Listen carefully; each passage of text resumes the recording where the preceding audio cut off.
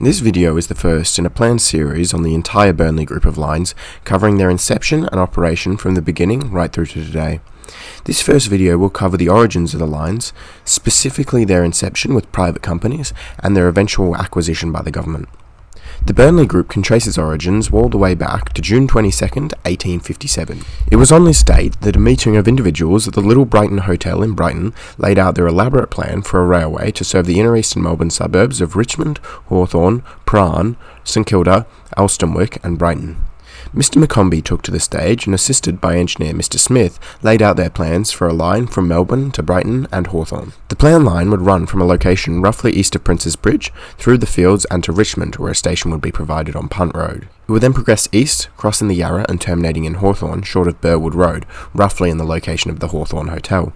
As for the Brighton branch, it would branch south after Richmond, crossing the Yarra on a bridge and providing a station on Gardeners Creek Road. The line would then proceed directly south with another station provided at Dandenong Road. It would continue further south, passing the eastern part of St Kilda, where an intended station would be placed to compete with the existing station. It was then expected that the line would continue on to Brighton with a stop at Elsternwick. This network was rather ambitious and it does not stop here. Even in this first meeting, it was proposed that the Hawthorn branch could be extended either over a route already surveyed to Heidelberg or via a new route through Collingwood to Fitzroy, where it could be connected to the existing Yan Yean tramway. This tramway was a wooden rail tramway constructed by the Water Board to allow the construction of the Yan Yean reservoir. The gauge of this tramway is conflicting, with an 1858 report stating a 4-foot gauge, but the Light Rail Society of Australia stating a 5-foot 3-inch gauge. Regardless of the gauge, the wooden rails would need to be replaced to allow for locomotive use, and as such, re-gauging would not be difficult. Furthermore, the company would have had to regrade the tramway to be suitable for locomotives, as it was reported that it had grades as steep as 1 in 9, much too steep for anything but a cog railway. Either way, these plans were all for the future, and for the moment the newly formed company would need to gain funding. Conveniently, Mr McCombie also happened to be a member of the Victorian Legislative Assembly, and the company was granted parliamentary support. An act passed on the 24th of November 1857, granting the company £400,000 to construct a line from Prince's Bridge to Hawthorn and Windsor. Interestingly, the line was no longer planned to go all the way to Brighton, rather to meet the St Kilda and Brighton Railway Company's line at Windsor. This act had several stipulations, including that all lines must be double track and the line must cross Punt Road in Richmond on a bridge to minimise disruptions. Furthermore, it was mandated that the station in Prince's Bridge must be built in such a way that it could be connected to the Melbourne Hudson's Bay Railway Company station at Flinders Street with little issue. Originally, funding was scarce, with little of the government money actually forthcoming, and as a result it was decided to vastly scale back the plans for the time being. They were so strapped for money that they couldn't even afford to construct a bridge over Punt Road, and so the original line was just a simple 2-kilometre single-track line from Prince's Bridge to Punt Road. Construction began on July 1st, 1858, with Governor Sir Henry Barking turning the first sod at Punt Road. The banquet that accompanied this event went unexpectedly wrong when a group of individuals that missed out on invites turned up regardless, shouting during the formalities and rendering any words inaudible. They then looted the banquet swiftly after the governor left. Construction of the line went relatively smoothly, with rails purchased from the Geelong and Melbourne Railway Company and earthworks provided by a Mr Higgins. The single locomotive for the line was also purchased from the Geelong and Melbourne Railway Company, namely the locomotive Hercules.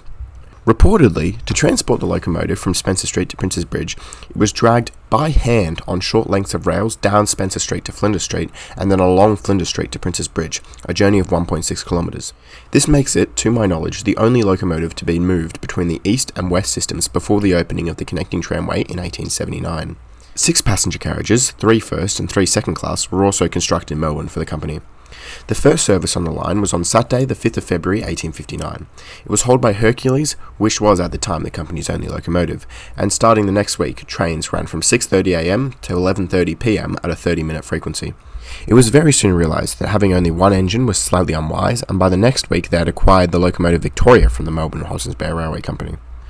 By March, this line had proved popular enough to justify the opening of another station, intending to serve the MCG and the Botanical Gardens. It was opened on March 2nd and only operated on Wednesday afternoons and weekdays.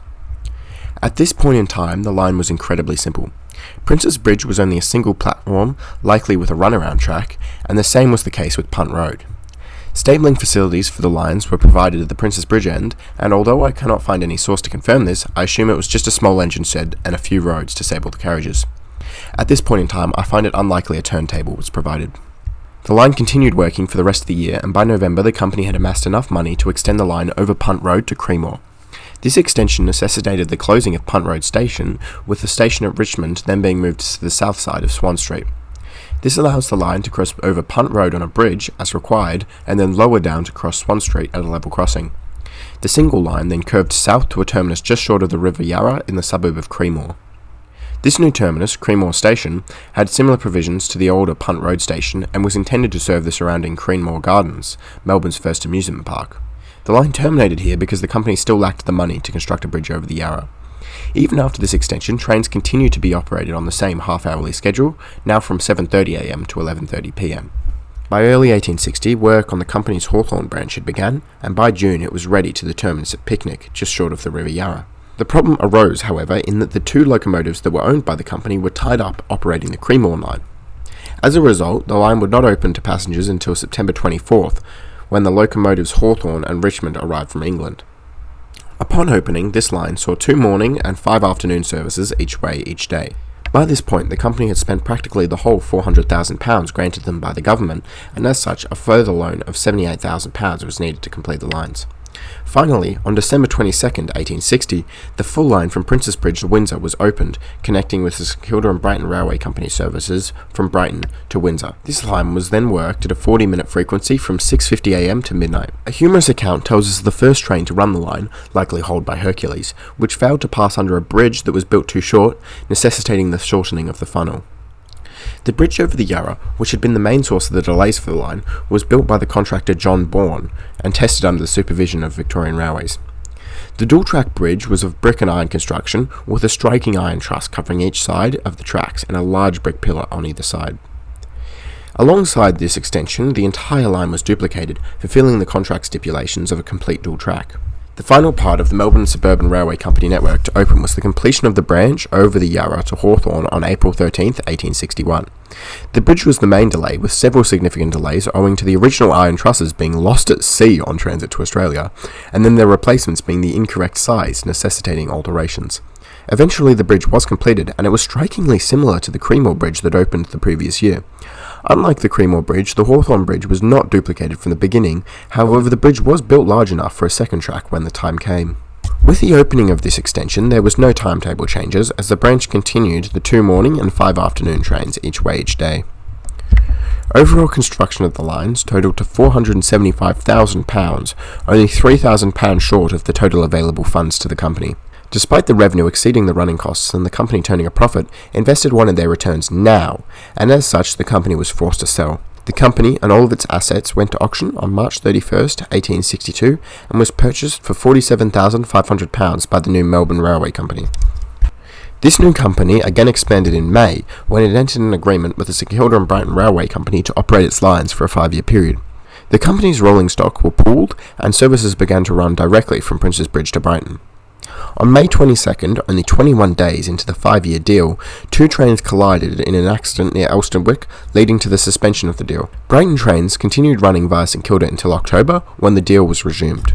Trains continued to run as normal from then, however cracks soon appeared. Foremost among these was the financial troubles faced by the companies. They were functionally bonded, however they remained as separate entities. This meant that both companies were splitting the revenue while still having the same running costs. By 1863, the company was already £120,000 in debt, and that number was only rising over the next few years. Finally, in 1865, the companies were ready to sell. The first was the Melbourne Railway Company, who merged with the Melbourne and Hobsons Bay Railway Company to form the Melbourne and Hobsons Bay United Railway Company, followed later in the year with the St Kilda and Brighton Railway Company, which was purchased by the Melbourne and Hobsons Bay United Railway Company for £99,500. The first act of the new company was the linking of Princes Bridge and Flinders Street Station under Swanston Street. 2 tunnels were dug, and on December 16th, the 2 stations saw the first through traffic. The plan was for Princes Bridge to act as a freight terminal and Flinders Street to serve passengers, and as such, soon all 4 lines were terminating at Flinders Street's single platform. It was soon realised how utterly inadequate this was, however, and after only 3 days, the original layout was restored due to congestion. After upgrading and expanding the station and yard at Flinders Street for a cost of £100,000, finally, on October 1st, 1866, all stations were able to terminate directly at Flinders Street. Another early project undertaken by the company was the implementation of the telegraph along its network, with Flinders Street, Port Melbourne, Windsor and Brighton Beach being the first to receive the technology and more stations to follow. The only extension actually performed by the company occurred in mid-1866 when a short siding was laid from Windsor to a nearby rock crushing factory to provide ballast. This extension created trouble, however, as the new ballast trains would cause lengthy closures of the Union Street level crossing, and apparently these delays were so significant that by March 1869 a group of men, including the Prime Town Clerk and several councillors, accompanied by the police, began to tear up the rails from the crossing. Soon railway officials arrived to stop the action, however they were prevented by the presence of the police. The matter was soon brought to court, where a judge found no wrongdoing on the part of the company, and as such the crossing was reinstated. In 1866, a request from the residents of the suburb of Kew was made to the company, urging them to extend the Hawthorn line to their town. Serious consideration was put into the request, however it was eventually denied as the company saw it unlikely to turn profit. In 1867, the loop from St Kilda to Windsor was dismantled, as it had seen no use since 1862. Also in January 1867, a massive changing of names around the company's stations was put in place. Solely focusing on the stations on the Hawthorn branch, there was Swan Street, which was renamed to Richmond, and Church Street, which was renamed to East Richmond. By the early 1870s, it was time to replace the old aging rolling stock operated by the company. Starting in 1871, the company imported 6 new 440T engines to replace their older engines. Alongside this, 20 new passenger cars, larger, with steel instead of iron wheels, were acquired, bolstering their fleet.